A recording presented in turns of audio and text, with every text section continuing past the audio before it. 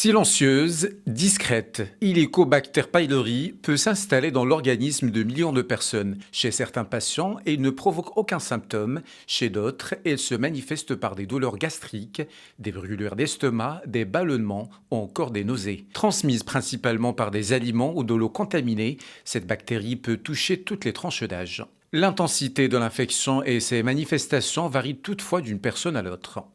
بالنسبة لجرثومة المعدة هي يعني واحد البكتيريا اللي كتعيش في المعدة. Helicobacter pylori est une bactérie qui vit dans l'estomac et qui a besoin d'un milieu acide pour se développer. Elle se transmet par la salive, mais aussi par la consommation d'aliments, notamment les repas vendus dans la rue lorsque les règles d'hygiène ne sont pas respectées. Les principaux symptômes sont l'anémie, les troubles digestifs, les douleurs gastriques ou encore les éructations. Dans notre pratique quotidienne, près de 50% des patients que nous recevons sont porteurs de cette bactérie. كتجي عندنا واحد تقريبا 50% ديال الناس اللي كتلقاهم عندهم جرثومة المعدة.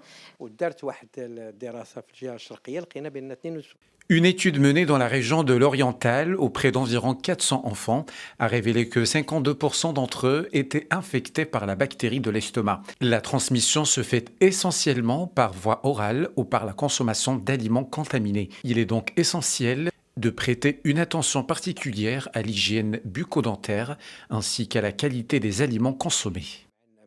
مع الفم والمواد الغذائيه اللي كياكلوا.